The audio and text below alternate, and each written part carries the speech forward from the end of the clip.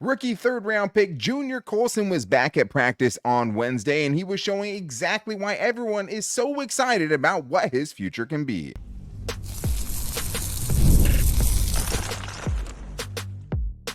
You are Locked On Chargers, your daily podcast on the Los Angeles Chargers. Part of the Locked On Podcast Network, your team every day. What is up, and welcome into the Locked On Chargers podcast. I'm your host, Daniel Wade, joined as always by my co-host, David Drogemeyer, and we've been covering the Chargers now for 9 seasons together, but this is our 7th year as the host of the Locked On Chargers podcast, bringing you your team every day. Thank you to the everydayers out there for making us your first listen today. And to make sure that you never miss the show, go subscribe or follow for free on the Locked On Chargers YouTube channel and listen wherever you get your podcast from. David, what do we got today? Well, Daniel, it was fantastic to hear that Junior Colson was back out there on the football field, and it did not take very much time for him to show why everybody is so excited about what he is capable of doing, and hopefully he's able to get more involved in the defense. And we know Joe Ortiz is a man of his word. He said he's going to continue to turn this roster and try to leave no stone unturned. And does that mean that he might trade for a backup quarterback? And the injuries definitely seem to be piling up a little bit. How would we evaluate Ben Herbert's job so far? Man, that's a tough one because the list has been very, very long, and I know it is concerning a lot of Chargers fans. But today's episode is brought to you by FanDuel. Make every moment more. As playoffs wind down, the sports stop sporting like we want them to. But this summer, FanDuel is hooking up all customers with a boost or a bonus daily. That's right, there's something for everyone every day, all summer long. Visit FanDuel.com to get started. David, Junior Colson back at practice after a couple of different things have really led us not to be able to see him for most of the offseason so far. During the OTAs, he was out with an undisclosed injury, and now at training camp, this is the first time we've actually seen him get physical, be in the team drills where it's, 11 on 11, and he was making plays, which is exactly what I think you hope to see, and exactly what you weren't sure about, because with linebackers, you never really know, even coming from, Jesse Minter's, close to exact defense, I'm pretty sure last year. It's such a hard transition at linebacker to the NFL, which is even for a lot of Chargers linebackers. Most of them don't kind of develop and blossom until later on. But Junior Colson isn't seeming to wait that long at practice. This is from Eric Smith, who said, it was 1st and 10 early in Wednesday's practice with the Bolts offense. Tried to run a screen pass to a running back, and Junior Colson was having none of it. The Chargers rookie linebacker perfectly read the play and exploded into the backfield, covering 10 yards in a flash to tally a tackle for loss. Also had a sack, an 11 on 11 as well, but David making his presence felt early, and that is what got us so excited about Junior Colson to begin with. Like, this is a dude who has a, true 3-down linebacker skill set, and we're finally getting to see that put on display a little bit. Yeah, man, it sucks that it's been, that we've had to wait so long before we could see him get on the field. I mean, it's just, he's dealt with some different injuries. The one thing that we knew, though, and that we kind of felt comfortable about, is that he knows this defense, like mentally, like the mental aspect of it, like he's there. Like he's one of the only guys where you feel like he could miss time as a rookie and not really miss a beat, because he already has such a strong grasp on what he's supposed to do. And that manifested itself immediately with his ability to get pressure on the quarterback and to sniff out a screenplay. Like, that experience, it shows itself right away for Junior Colson. And man, this guy's just freakishly athletic, and the ability to go sideline to sideline, impact the game in so many different ways, shows up right away in his first practice, and I can't wait to see more. Absolutely. And this is a pick for the future. And just to an extent, it's exciting to know that you potentially have an impact player there for years to come. And that's what's so exciting. The thought of him and Deion Henley playing together is very exciting. And truly, I believe that the best version of the Chargers defense in 2024 has Junior Colson making an impact. But the unfortunate thing is, because of, a freak appendicitis, injury early on, also the coach's just hesitancy, right, to say, hey, he's the green dot guy from the very beginning. And they were kind of trying to slow us down while we were getting a little carried away with what we thought he was able to do. But Jesse Minter's out here saying, hey, he's showing the things we saw him do at Michigan, and we drafted him as high as we did for a reason. He felt like he really got the appreciation for him when he was talking to other scouts about what Junior Colson brought to the table when everyone was asking him about his game. But the question is now, because I think right now, David, to me, it feels like the starting spot entering the season is almost out of the question, unfortunately, with the time that he's missed. The question now becomes for me, can he still be an impact player in 2024? I absolutely think that he can be an impact player in 2024 because of that intimate knowledge of the defense, because of that athleticism and that skill set.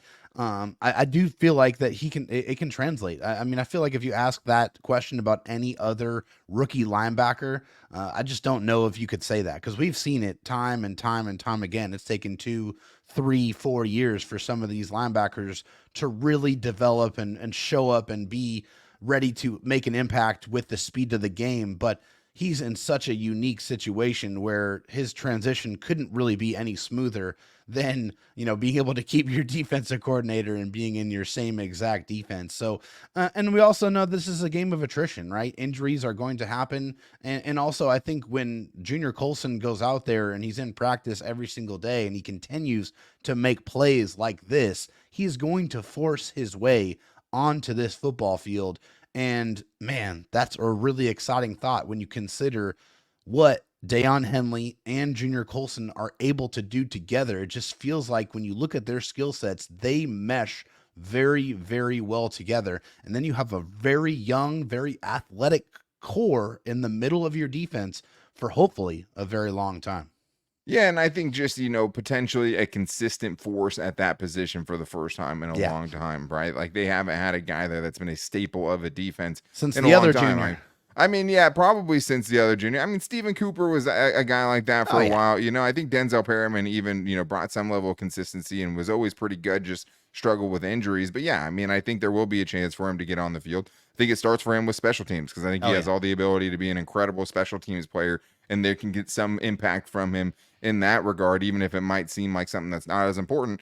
It really is. And that, Ryan Fickens there, I'm sure, hoping and praying that he can get a piece of him. So no doubt. Another big piece of news that came out of today as far as Chargers go on Wednesday was the Chargers reportedly hosting defensive tackle Teair Tart, which is another good sign, David, that the Chargers continuing to try to strengthen this roster and adding a veteran to a group that has a lot of question marks, potentially. Yep. 27-year-old was just cut by Miami. He just got signed in April, so he wasn't there very long. I mean, only a few months. But when you're talking about Teair Tart, his best season by far was 2022. With Tennessee, he recorded a career high 26 quarterback pressures and 23 run stops. So that's really, really balanced, from a defensive tackle. A guy that's in the middle of your defense, guys in that spot aren't usually able to provide both a pass rush and the run stopping ability. Only kind of the rare athletes in the league are able to do that. Obviously we're a couple of years removed from that, but it just goes to show you this guy has the talent, has the ability, and has showcased that ability. So if the Chargers are able to bring him in, I'm definitely on board. Yeah, absolutely. I mean, I think it's nice that they're trying to do it. I think the problem becomes just where do they find the room to keep him, right? Whose spot does he take? Morgan Fox, Poona Ford, both safe in my mind, right? Tito Abonian's looked pretty good so far. Scott Matlock is a coaching staff favorite. And then the other guy is Justin Aboigbe, who the Chargers just used a 4th-round pick on. And I feel like he has to kind of be safe, or else he could get snagged up. So I don't know where he fits at this point, but I mean, he has close to 900 snaps the last 2 seasons. The Chargers don't have a ton of experience in that room right now. No. You call that 26 pressures, also had 4 batted balls that year, which we know Jesse Minter loves, and was also 21st amongst all defensive tackles in pass rush win percentage, which I thought was awesome in 2021 or 2022, and 44th in total pressures with any defensive tackle that had at least 100 pass rushing snaps. So he brings veteran experience. He brings another bounce back candidate, which has been a huge theme for this defense and this team altogether, right? And I just don't think it hurts by any means to see a guy like this release and say, hey, we could potentially get more out of this guy, especially at a position that we don't have a ton of experience at. But speaking of positions the Chargers could potentially add to, we've talked about some of the free agent options for the Chargers as backup quarterback, with Easton Stick struggling. The Chargers really having no answer there at the moment. But what if they potentially traded for a backup quarterback? Someone like a Taylor Heinicke, the Green Lizard. Could that be on the horizon for the Chargers? Could Simi Fehoko surprise everyone and get a roster spot on this team? We're talking about all of that and more in today's Locked On Chargers podcast. First, I need to tell you guys that today's episode is brought to you by BetterHelp.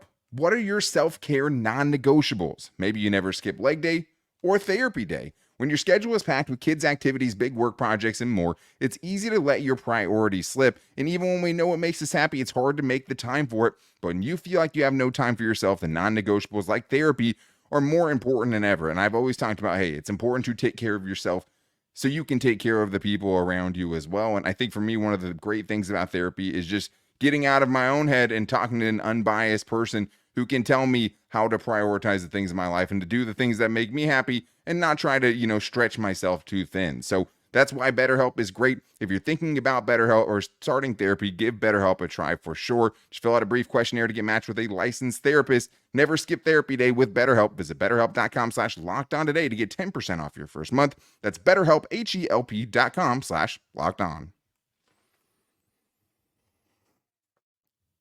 Dave, let's get into fan mail here. We have our Chargers mailbag because tomorrow we're going to be getting into a preview of the Chargers' second preseason game. A lot to go over there since now we know kind of what this team looked like in week 1 of the preseason. But I do want to get into some Chargers fans' questions. Thank you to the everydayers who hit us up at Locked On LAC or called into the voicemail line at 323-524-7924. Been a while since we can get into a Chargers mailbag. We have this one from Hunter Miller, who has a good question for us on Twitter, who asks, what are your guys' thoughts on potentially trading a late round pick for an established backup quarterback like a Taylor Heinicke? So Taylor Heinicke, in a rare situation where he is an experienced backup, but has also become obsolete because the Falcons shocked everyone and took Michael Penix with the 9th or, in the top 10. I didn't see that coming, Neither did I. But now, do you really need a Michael Penix and a Taylor Heinicke, right, on that roster? Probably not, which means probably wouldn't take very much. David, we've talked about potentially signing a backup veteran like a Ryan Tannehill. What would you think about the Chargers potentially sending a pick away for one? Yeah, I mean, I'm definitely not opposed to it at this point in time. I mean, it's clear to me, at least right now, that the quarterbacks that the Chargers have on the current roster right now, outside of Justin Herbert, are not getting the job done. At least have not got the job done up to this point. And when we're talking about Taylor Heinicke, he's been in the league for 6 years. He was actually, has a full year of starting experience in 2021. He played 16 games, had a 7-8 record, so it wasn't spectacular, but he had threw for 3,400 yards, 20 touchdowns, 15 interceptions. But he does have actual starting experience. So I think that is something that's valuable. If we're talking about throwing a, 7th round pick out there and seeing if that's able to secure an experienced backup quarterback. Sure. Absolutely. I'm willing to see the Chargers do that. And I feel like if you've heard Joe Ortiz talk, he's not afraid to make trades, wheel and deal, and turn the roster, because that's what he has done since he's been the GM of the Chargers. Yeah, and I mean, he's already traded, right? Made trades as well. So he's not afraid to do anything at this point in the season. If the Chargers, wanted to flip a 7th round pick for a Taylor Heinicke, it wouldn't bother me too much. But I think it's a fine line on how much you're going to give up, because if the Chargers do give up something valuable for a backup quarterback, and then Justin Herbert plays all 17 games, how are you going to feel about that, right? Because that is still a possibility. And I know the fact that we don't know that makes this a question and makes this a conversation. Taylor Heinicke wasn't good last year. I remember watching him when he was with the Falcons. 1-3 record aside, because, wins aren't a quarterback stat, whatever. He completed 54.4% of his passes, had, a plus margin, 5 touchdowns, 4 interceptions, 74.7 passer rating, which is one of his lower seasons in that regard. But still, would rather have him over Easton Stick at this point, right? So I think he's prototypical backup where he's scrappy and he's not going to necessarily, he is one of those guys where it's like he could ball out in a random game and go win you a game with his legs, averaged 8.4 yards per carry on 15 carries last year, can run around a little bit, can make things happen. Just was very inaccurate. Wasn't really helping the offense string together good drives last year when I was watching him with Atlanta. So I wouldn't blink. I would understand, the necessity to potentially do it. I'd rather not trade assets for it. But yeah, the Chargers will have a bunch of comp picks next year. It wouldn't be the end of the world if they wanted to do something like that and shore up right now maybe the biggest question mark on this roster considering Justin Herbert's absence. So let's get into this next one here. We have a voicemail from Grant, who thinks we might see a surprise and is wondering if Simi Fehoko can make some noise. Hey guys, Grant. Just thinking, quick question here. Are we all going to be shocked and see Simi Fehoko on the 53-man roster as one of the top 4 receivers? Or does that just seem way too off? I feel like he's been performing pretty well. Let me know. Thanks, guys. So, I mean, yes, I'll be shocked if he's a top 4 receiver. I'll be a little bit shocked if he makes the team just from kind of where we had him on the outside looking and going into training camp. But it seems like I'll be less and less shocked than I would be at some point, David, because we've brought it up before, like, hey, don't forget Simi Fehoko in this conversation. You might not think he's going to make it, but don't forget about him. And he's been impressive, right? Had a stretch last week where he had 4 touchdowns over the course of 2 practices. He had 3 catches on last Saturday against the Seattle Seahawks. There was no other Chargers receiver that had more than 1 catch. And there was only one other receiver that had a catch, and it was a single catch by Jalen Johnson, the big play from Luis Perez. So the wide receivers as a whole last week didn't really get much opportunity. But Simi Fehoko, David, quietly is having a strong camp. Like the top 4 part of it, I'm not saying, he's going to be a top 4 wide receiver, but I'm becoming increasingly less and less surprised if Simi finds a way onto this roster. Yeah, I mean, I think it's still extremely difficult for that to happen, which for me, I appreciate Simi Fehoko's skill set. Like he's a bigger bodied wide receiver, feels like he has and shows the want to in run blocking, which is obviously important in a Greg Roman offense. He's been able to be productive when thrown in, was able to provide some snaps for the Chargers last year as well. So I just think that, and I've always had, the number of six wide receivers in my head for, what the Chargers are going to carry on this roster. That has not changed for me. And so I think the top 4 guys are pretty much locked in. It's Chark, Palmer, McConkey, Johnston. Davis is an all-pro returner. I think he's definitely there. So the question you got to ask yourself is it Simi Fehoko or Brendan Rice that is going to be making this roster? And I think right now it's going to be tough for me to put Simi Fehoko over Brendan Rice in that spot. But that's the question you have to ask yourself. I don't think there's any way the Chargers keep 7 wide receivers. So it's Rice or Fehoko. I don't see them keeping 7. I don't think it's like totally out of the realm of possibility, but I would guess 6. And it does feel like it could be a battle between Simi Fehoko and Brendan Rice. It just feels like those are the guys at the end there that, and I would tend to lean towards Brendan Rice. I think we've been watching out for Brendan Rice a little more, so it probably seems like he's doing better things because nobody's really expecting it for Simi Fehoko. When he does have a good day at practice, it's kind of like, okay, Simi Fehoko is having a good day, but can he really make the team? Like I said, I would lean Brendan Rice as well, but don't sleep on Simi. And like I said, it's becoming less and less surprising if he is to make a push for it. So Darius Davis, the other thing too, hey, he's got to get back on the field, man. Like he's been hurt. Like I still think he makes the team, but it becomes a little bit more sketchy the closer it gets Quentin to the Johnson season. was out there catching kickoffs. Kickoffs and kick returns. So yeah, I mean, that's we'll see what that turns into. Yeah, I love that. I mean, Quentin Johnson, if you can find use for him as a kick returner, I think it fits his skill set. So Absolutely. I mean, definitely get him out there. Get some kind of, impact from him. But let's get to this one here from We Are the Storm, who asked a good question. Does Brendan Heinicke have a secure job as the backup center, or are we waiting to bring someone else as other teams start their cuts? So I'm never going to sleep on Joe Ortiz, right? And him potentially adding another person to this roster. It does feel like right now Brendan Heinicke is pretty secure in that spot because I don't think anyone else is really pushing him. And he's been getting all the starting snaps with the first team offensive practice with the absence of Bradley Bozeman. That one's a little more concerning. He's been out since August 7th. So, David, to me, it feels like he's pretty secure right now. I don't see anyone pushing him, but I wouldn't be surprised if they wanted to add to it.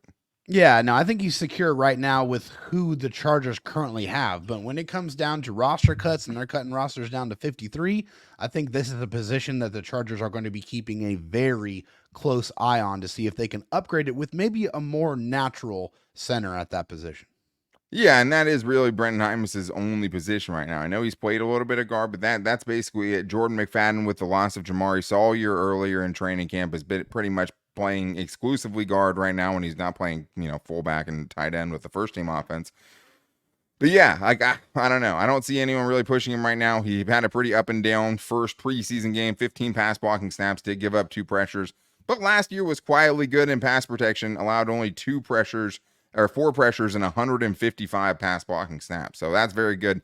His bigger issue was the run blocking ability. Yeah. And that feels like something that is much more important now than it was last year, or at least, by this coaching staff will be held in a higher regard. So feels like it's his job right now. How do you feel about that? On the other hand, is a different conversation. I think we're all just hoping that Bradley Bozeman can get back soon because he's been out a while. So have a lot of players. And I understand Chargers fans kind of concerned with just the growing list and the total number of players who have left the field with trainers or haven't been out of practice. How is the Ben Herbert project going so far? We're going to talk about that. And if we're concerned Joey Bosa could be missing extensive time and more in today's Locked On Chargers podcast. First, I need to tell you guys about FanDuel because I love sports and I love them so much that I never want them to stop. But as the playoffs wind down, we get fewer and fewer games and the sports aren't sportsing like I want them to. But FanDuel lets me keep the sports going whenever I want, and all I have to do is open up the app, dream up bets anytime I'm in the mood. And this summer, FanDuel is hooking up all customers with a boost or a bonus daily. That's right, there's something for everyone every day all summer long, whether you're a new customer or a returning customer. And right now, since Padres don't play again till Friday, I'm looking at the UFC fights this weekend. Big pay-per-view with Israel Adesanya going up against Dricus du Plessis. And I'm going with Israel. I'm going with Izzy to have a huge bounce-back fight, especially since I hit my last two UFC picks. I'm going with that again on FanDuel. I'm going with Israel Adesanya at -122 to have a bounce-back performance. But if you're looking for more of an upset, the one I like this week, Tai Tuivasa, after a losing streak, getting the win against Jairzinho Rosenstrike at +176 and drinking a shoey afterwards. So head over to FanDuel.com/lockedon and start making the most out of your summer. FanDuel, official sports betting partner of Major League Baseball. Dave, it's time to get in the rest of our Chargers mailbag here, and we appreciate, again, all of the everydayers who chimed in, and we had a lot of good questions and some that had to get left on the cutting room floor, unfortunately, because you guys always come out for us, and we really, really appreciate you guys, not only in the mailbag, but also by yourselves. Love getting you guys involved as much as we can. So I want to get into this first one here about injuries, David, and Ben Herbert, and how we'd evaluate how Ben Herbert has done so far. But I do want to make sure everyone is checking in with the Locked On Fantasy Football podcast and making them your second listen. We appreciate you guys making us your first listen. But fantasy football is for everyone. And if you don't want to be dressed as a sad clown having to go to a baseball game in your team most hated rivals jersey, like some people are doing as the punishment, make sure you check out Locked On Fantasy Football, where you can get the best strategies and insights as you get ready to draft your team and get into this fantasy football season. So make sure you go subscribe to that on the YouTube or listen wherever you get your podcast from. So, Dave, we have a good question here, and I know a question that I saw a few different people bring up. So we had a few that were similar. We're hoping we can pretty much answer all those with what Joe from Jersey has from us this week. Hey guys, Joe from Jersey. It's been a little while since I've called, but I listen every week, every show. I'm there. You guys are awesome. I had a little question for you related to Ben Herbert. He's big on the, I'm not going to break you, but I'll make you harder to break. How have you judged his performance so far? I mean, we've seen Joey Bosa get hurt. I know Justin Herbert got hurt. Some freak things, the linebacker. How do you feel like he's performed as far as like his philosophy goes? I mean, the injuries are going to happen, but it doesn't feel like they're any less than they were before. I guess we'll see over time, but what's your take so far? Thanks, guys. Go Bolts. Joe from Jersey, longtime listener, longtime caller. We appreciate you as always. Glad we can get you on today. And it's a great question. And I think a question, and we know a question many people are asking because we, gotten flooded with them too. Something we've wanted to honestly talk about because it's a lot of guys. I mean, just look at, Wednesday's practice report. These are the guys who weren't out there, right? Justin Herbert, Joey Bosa, J.K. Dobbins, Bradley Bozeman, Jamari Sawyer, Hayden Hurst, Cam Hart, Nick Neiman, Chris Rump, Darius Davis, Justin Boygby, Tony Jefferson. I didn't even name all of them, but you've also seen Derwin James miss time, Rashawn Slater, Trey Pipkins, Ladd McConkey, Junior Colson, Josh Palmer. Who haven't we seen? Right? Khalil Mack is the one constant, unless it's a Veterans Day off, Khalil Mack is going to be out there. But it's been so many, and I think it's led to the question of just are we just seeing the Chargers be extra cautious, and that's why we're seeing so many guys have to leave? Or is just Ben Herbert not enough to overcome what the Chargers have had as far as being snake bitten with injury? Some things are more avoidable than others. David, what has been your take on kind of an area of this team that we were really hoping would be much improved under Ben Herbert? Yeah, I think I tend to lean more to this is an abundance of caution approach here because the Chargers have already told you they're not going to tell you anything about injuries. The only time you're going to know anything more is if it's a more serious injury. And I think outside of Chris Rumpf, there really hasn't been any other significant injuries that. And we know, and what do we know about Chris Rumpf? Outside Nothing. of it, it's like a foot injury, right? No, Like, yeah. Just that he's going to miss some time, which is what Jim Harbaugh has said. Like, he that's graduated from, working through something to missing some time. exactly. Basically. Exactly. But I think the one thing that also comes to my mind is that there's been nobody that's been put on IR who's had a season-ending injury, obviously knock on wood here, up to this point. And the Chargers are not compelled to tell you anything about what's going on with any of these players until week 1, and they have to put out an injury report. So, Yeah. I mean, right now, I think it's incomplete as far as the evaluation. We just don't know. I mean, we have no idea. Let's take a look and see what the shape of this football team is when we get to week 1. And see who's healthy, who's ready to go. And also, like, I think a lot of these little nicks and little injuries or little, bumps and bruises are things that most of these guys would probably play through in the regular season. If I'm being honest, I have absolutely no information on what any of these guys are dealing with, but that is just my feeling up to this point. I mean, yeah, but there's guys who are missing weeks, right? Like we talked about before. Bradley Bozeman has been gone for a little while now. Like Derwin James missed, a week and a half, right? Somewhere around there. Joey Bosa missed time. Like, it's hard to say, right? It really is. It is something we can't judge until the regular season. It does feel like somehow the Chargers are the team that's rolling out the bend but don't break injury philosophy, where it's like they're getting bent out, but like nobody's broken really at this point for the most part. And man, the one thing here that really concerns me is the offensive line, because we've seen Rashawn Slater miss time. We've seen, Bradley Bozeman's been out for a week plus. We've seen Trey Pipkins miss time.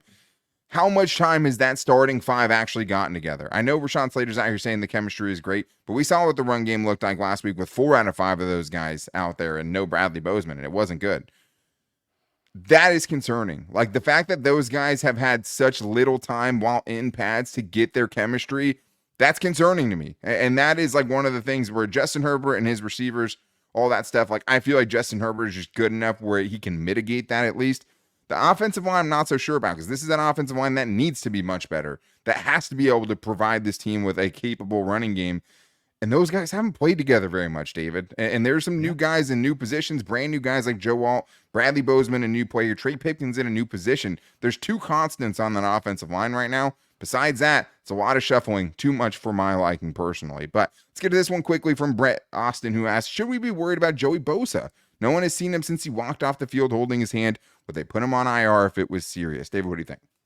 Well, the one thing that we actually do know is that Jim Harbaugh actually slipped in a little bit of a timeline on Joey Bosa. It was a very quick, very passing comment, but he did say that he expects Joey to be ready for week 1. So that lets me know that no, they're not going to put him on IR, and it's not, something that's going to be that serious, which I hope not, because by all accounts, by all reports, Joey Bosa has been on a revenge tour. Like, he is trying to absolutely wreck shop. He absolutely destroyed the Rams joint practice. He's been going crazy in training camp. Pretty much every time he's been on the football field, he has had something to prove, and he's doing it. So I want to see that for at least 13 to 14 games and see what the stats look like, because we know when Joey Bosa is on the field, when he is healthy, he is one of the best defensive ends in all of the National Football League.